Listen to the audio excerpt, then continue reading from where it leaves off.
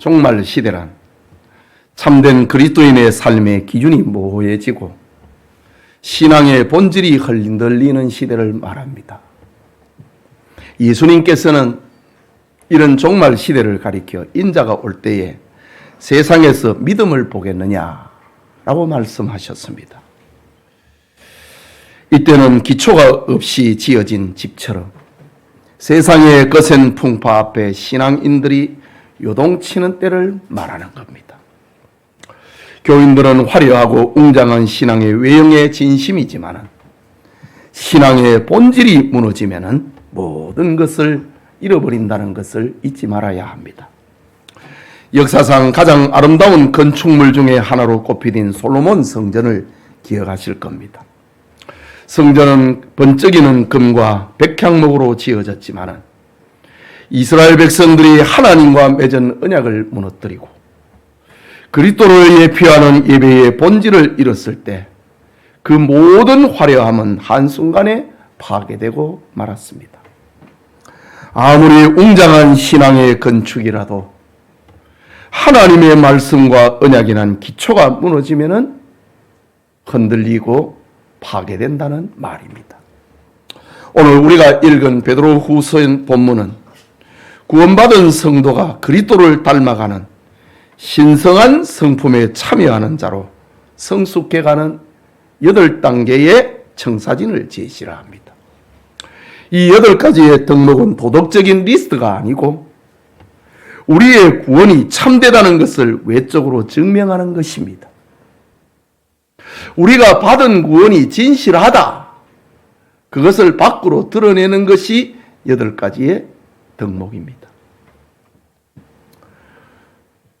주님이 오시는 날까지 우리가 힘써 쌓아야 할 거룩한 영적 건축물의 재료라는 말입니다. 본문의 핵심은 이렇습니다. 사도 베드로는 4절에서 우리가 이미 그리스도의 은혜와 능력을 통하여서 신성한 성품에 참여한 자가 되었다고 말합니다. 이는 인간의 노력 이전에 그리스도의 십자가 공로로 그리스도를 구주로 믿는 성도들에게 주어진 신분적인 특권 그리고 구원의 은혜를 말하는 겁니다. 따라서 본문에 기록된 8가지의 덕목은 그리스도인이라는 신분에 합당한 삶을 성령의 능력을 힘입어서 사는 삶, 능동적으로 덧붙여가는 성도의 삶의 책임이자 구원받은 성도의 응답이라는 말입니다.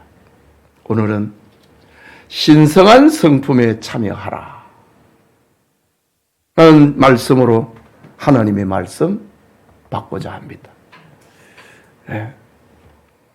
말씀을 듣는 우리 모두에게 주님을 닮아가는 그런 은혜가 함께하기를 소원합니다. 신성한 성품, 그 8가지의 덕목 가운데 첫째, 모든 것의 기초는 믿음입니다.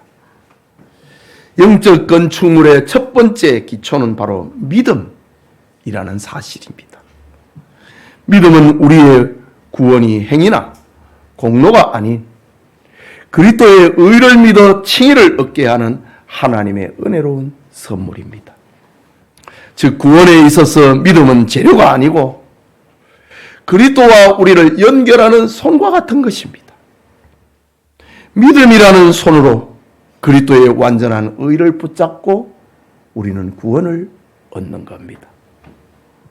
종교개혁자 칼빈은 믿음이란 단순히 역사적인 사실에 지적으로 동의를 하는 것을 넘어 그리스도께서 우리를 위하여 성취하신 구원의 약속에 대한 흔들리지 않는 확고한 신뢰이다. 그것이 믿음이다. 라고 정의했습니다. 에베소서 2장 8절과 9절에는 너희는 그 은혜에 의하여 믿음으로 말미암아 구원을 받았으니 이것은 너희에게서 난 것이 아니요 하나님의 선물이라. 행위에서 난 것이 아니요 이는 누구든지 자랑하지 못하게 하려 함이니라고 했습니다. 하나님의 성품, 신의 성품, 신성한 성품에 참여하는 그 기초가 믿음인데 이것은 하나님의 선물이다. 모든 것의 기초입니다. 그러므로 믿음의 기초가 견고하지 아니하면 그 위에 쌓는 어떤 고상한 덕목이라 할지라도 그것은 인간적인 도덕이나 헛된 노력이 되어 결국은 무너져 버릴 수밖에 없는 겁니다. 그리스도의 의로 의롭게 되었다고 하는 믿음이 없이는 한 발자국도 신앙의 세계로 나아갈 수 없습니다. 믿음이 없으면 아무것도 아닙니다. 믿음의 기초가 든든한 우리 성도님들이 다 되기를 축복합니다. 둘째로 믿음의 덕을 더하라고 합니다. 5절에서 7절까지 말씀해 보면 마지막에 더하라고 합니다. 믿음에 더하라. 무엇을? 덕을 더하라고 합니다. 견고한 믿음 위에 눈에 보이는 열매, 그것이 덕입니다. 덕은 행위지요. 덕이라고 하는 말은 헬라말로 아레테라는 말인데 이것은 도덕적인 탁월함, 고결함을 말합니다. 즉 아레테는 어떤 인간과 사물의 최고의 기능과 상태를 말하는 것이 아레테라는 말입니다. 이것이 성도에게 적용을 될 때에는 하나님의 거룩함을 닮아 세상과 구별된 삶의 태도를 말합니다. 외부에서 드러나는 윤리적인 우수성을 가리키는 말로 적용되는 것이 아레테, 덕이라는 말입니다. 청교도 신학에서는 참된 믿음은 반드시 덕이라고 하는 열매를 맺어야 그 구원이 참되다는 증거가 있는 것으로 여겨졌습니다. 다시 말합니다. 청교도 신학은 참된 믿음은 반드시 덕, 행위가 있어야 그 믿음이 구원에 이르렀다라는 증거가 된다는 말이었습니다. 야고보서 2장 14절에는 내 형제들아 만일 사람이 믿음이 있노라 하고 행함이 없으면 무슨 유익이 있으리요? 그 믿음이 능히 자기를 구원하겠느냐? 행함이 없으면 그 믿음은 진짜가 아니라는 말입니다. 이 말은 우리가 행위로 구원을 얻는다는 말이 아니고 구원받은 사람은 반드시 행위로 자기가 구원받았다는 것을 증명해야 한다는 말입니다. 이것이 청교도 신학의 핵심입니다. 마치 연기 없는 불이 없듯이 참된 믿음은 선행이라고 하는 연기를 반드시 동반하는 것입니다. 오늘의 성도는 직장과 일터에서 직업의 전문성과 더불어 윤리성으로 구별된 삶을 살할 때 그 믿음은 비로소 세상에 빛이 되는 겁니다. 믿음에 덕을 더하는 은혜가, 믿음의 도덕성이 더해지는 은혜가 우리 성도님들에게 함께하기를 축복합니다. 세 번째는 덕에 지식을 더하라고 합니다. 우리의 선한 행실이 덕이라고 하는 것이 인본주의적인 열심이나 자기 만족에 그치지 않으려면 반드시 지식을 더해야 합니다. 여기 지식, 헬라말로 그노시스라고 말하는데 이것은 머리로만 아는 피상적인 정보가 아니고 하나님의 뜻과 우리 주 예수 그리스도를 인격적이고 경험적으로 바르게 아는 통찰력, 그것이 바로 지식, 그노시스입니다. 지식이 없는 덕은, 지식이 없는 행위는 오래 못 갑니다. 지쳐버립니다. 때로는 지식이 없는 덕은 이단성으로 빠져버립니다. 참된 지식, 하나님을 아는 지식, 그 지식만이 윤리의 동기와 방향을 교정해주는 중요한 이유이기 때문입니다. 칼빈은 성경적인 지식이 없는 열심은 광적인 것이거나 미신적인 행위로 변절되기 쉽다. 광적인 것이거나 미신적인 행위로 변절된다. 라고 강조했습니다. 성경 지식을 강조한 겁니다.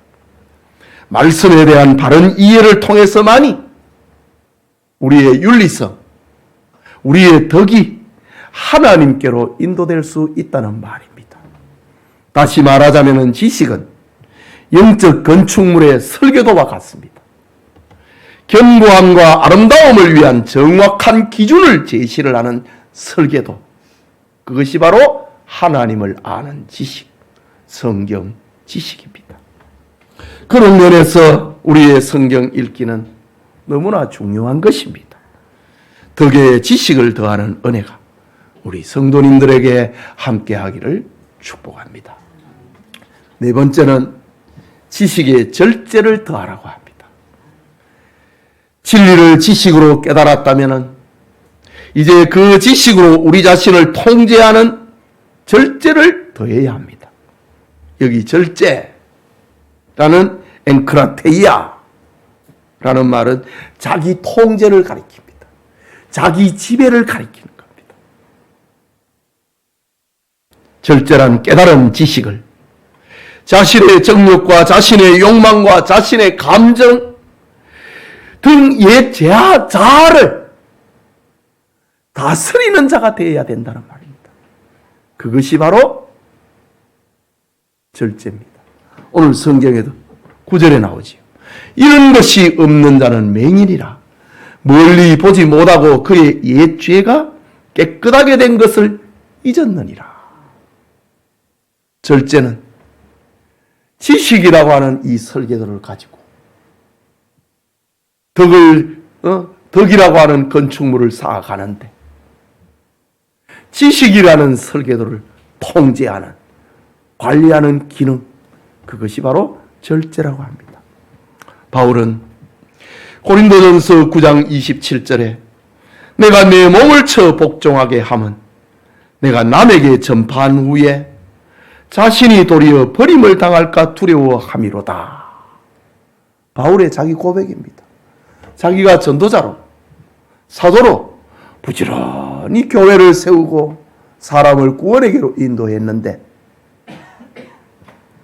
내가 버림을 당할까 두려워한다. 이것이 바로 절제력입니다. 절제력. 바른 신앙은 죄와 투쟁하고 자아를 지켜 복종하게 하는 영적 정죄와 영적 전쟁과 성도의 책임, 이것이 바로 절제력을 말하는 겁니다. 여러분, 우리는 성령의 능력을 힘입어 우리의 언어와 우리의 물질과 우리의 시간을 다스려야 합니다. 이 절제입니다. 스마트폰과 미디어 중독과 같은 현대적인 욕망을 통제하는 치열한 훈련을 해야 합니다. 그것이 절제입니다. 절제는 지식을 실제의 삶에 적용하는 능력이라는 말입니다. 절제는 설교도에 따라 시공하는 시공의 능력, 그것이 절제입니다. 지식에 절제를 더하는 은혜가 우리 교우들에게 있기를 축복합니다. 다섯째는 절제에 인내를 더하라고 했습니다. 절제의 능력이 단기적인 헌신으로 끝나지 않고 고난 속에서 지속되게 하려면 인내라고 하는 것이 있어야 됩니다. 여기 인내, 휘포모네는 단순히 참고 견디는 수동적인 행위가 아닙니다. 고난과 시련의 압박 속에서도 믿음과 소망을 가지고 끝까지 견뎌내는 능동적인 힘, 그것이 바로 인내, 휘포모네입니다.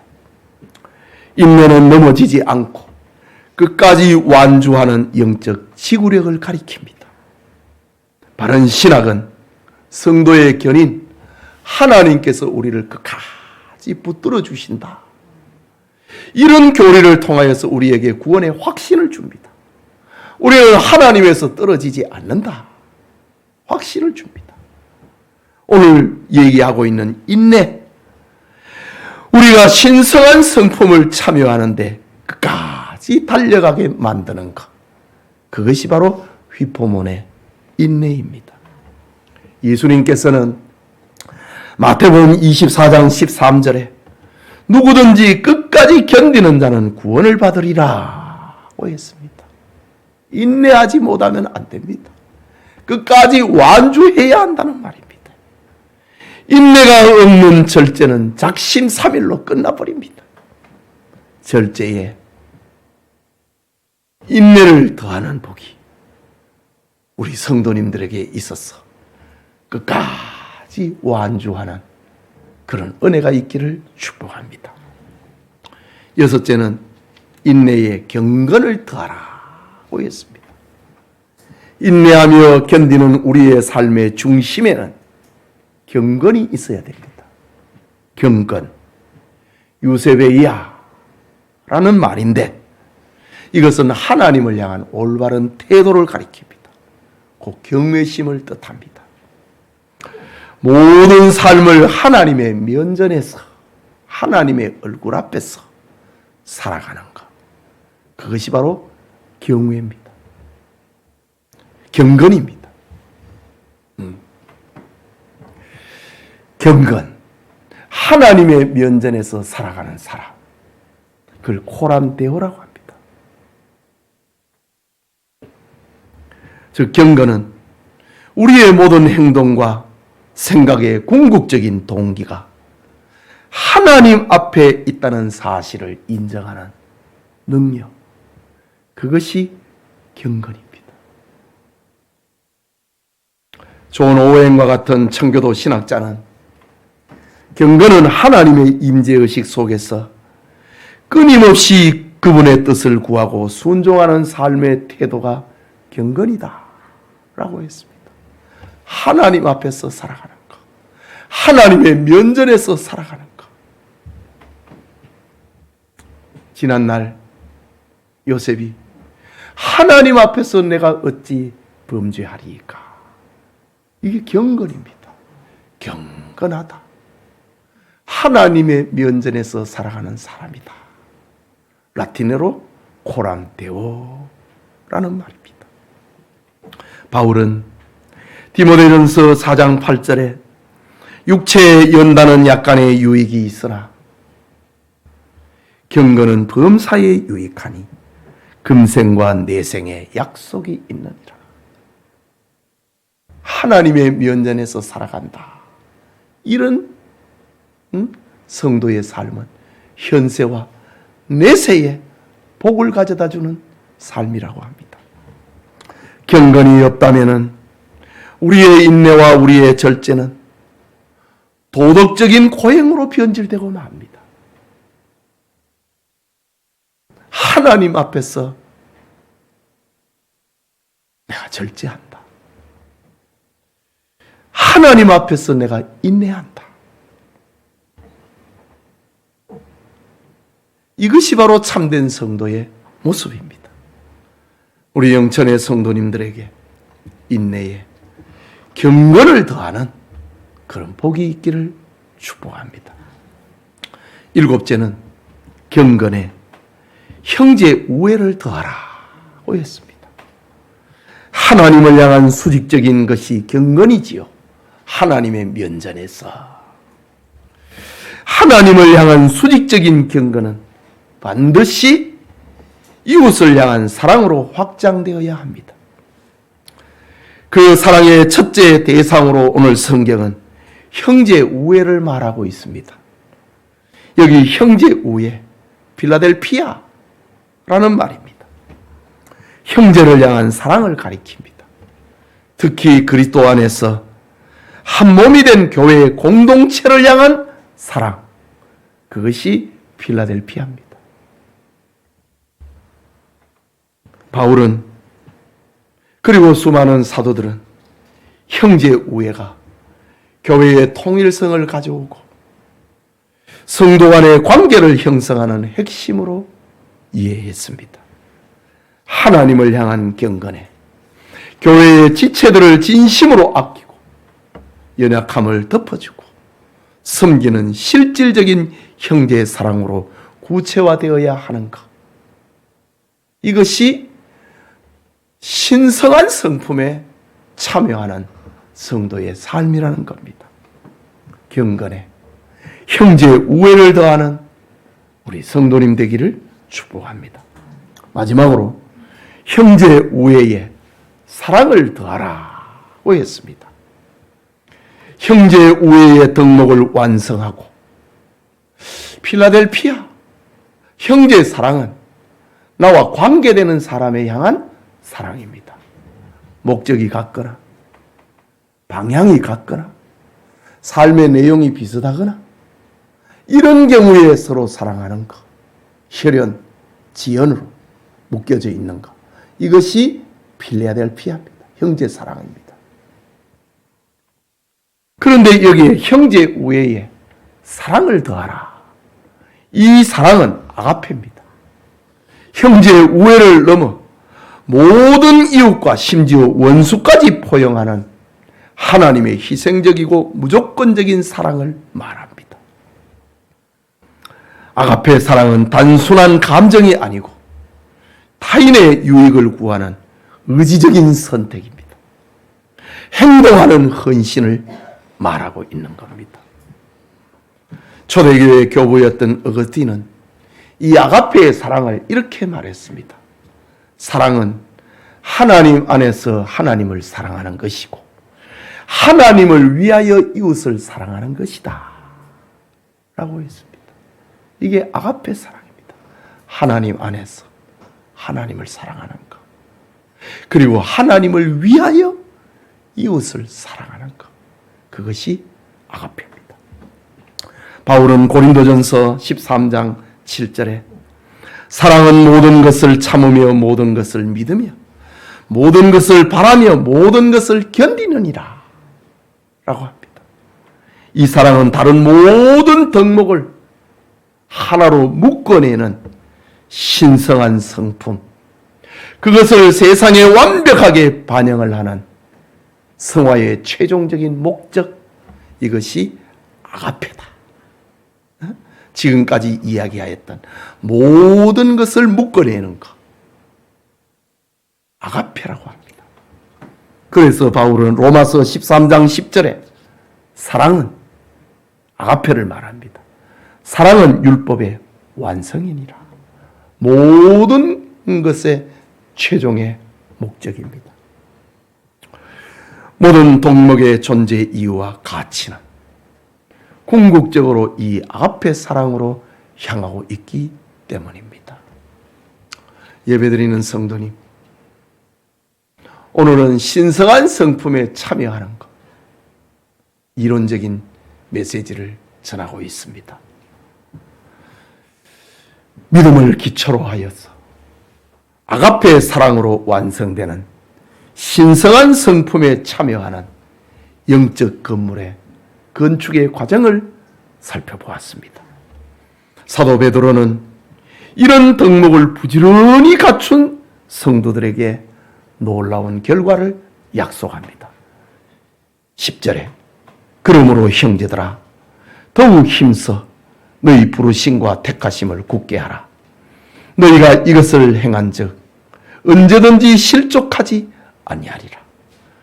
이같이 하면 우리 주 곧 구주 예수 그리스도의 영원한 나라에 들어감을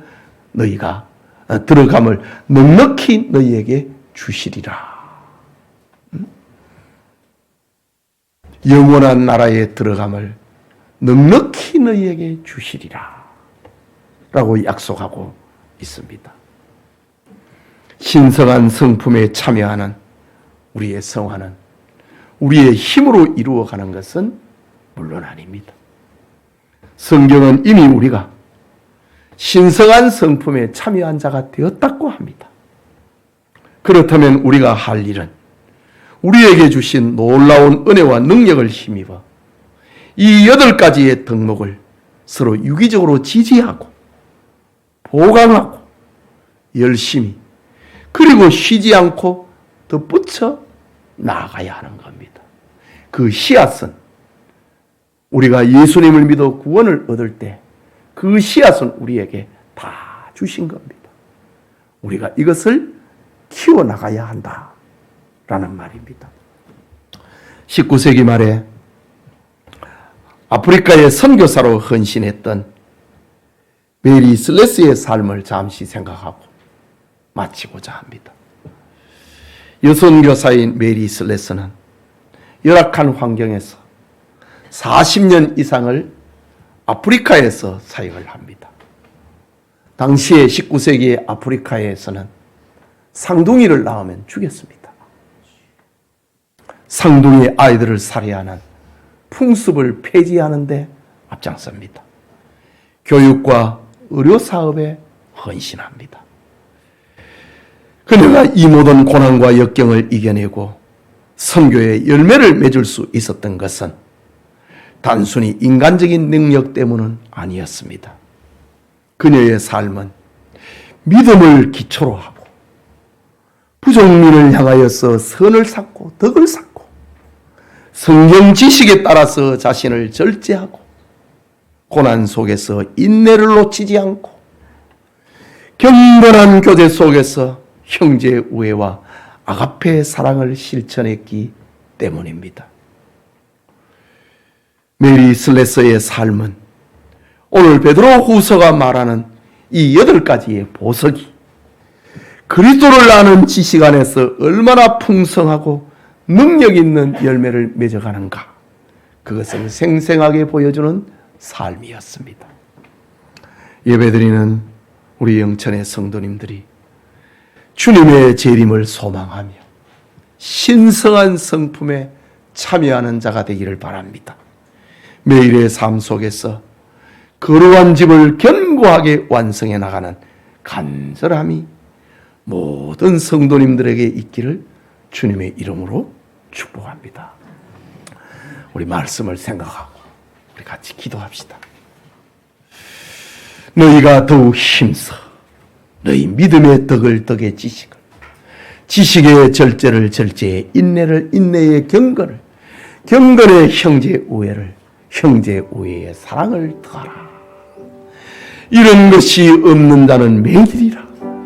멀리 보지 못하고 그의 옛죄가 깨끗하게 된 것을 잊었느니라.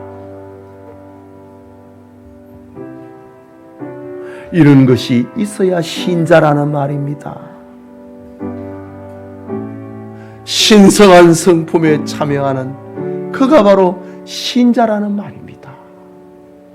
우리는 우리의 옛죄가 용서받았다는 사실을 잊어버려서는 안 됩니다. 잊지 않는 그것은 주님이 우리에게 담아주신 이 구원을 이루어가는 겁니다. 구원을 세워가는 겁니다. 이것이 그리스도인의 성화생활입니다. 말씀을 생각하고 기도합시다. 자비하신 하나님 아버지, 은혜를 감사합니다. 9월의 마지막 주일을 보내는 이 시간, 신성한 성품에 참여하라는 말씀을 함께 나누었습니다. 우리의 옛죄가 깨끗하게 된 것을 잊어버리지 않기 위하여서 우리는 신성한 성품, 신의 성품에 참여하는 자가 되어야 됩니다. 이런 삶을 통하여서 우리가 받은 구원이 참이고 진실하는 사실을 증명하면서 살아가는 우리 교우들이 다 되게 하여 주시옵소서. 장성한 분량에 이를 수 있도록 은혜를 베풀어 주시옵소서. 하나님 아버지, 말씀을 받고 합심하여 기도합니다.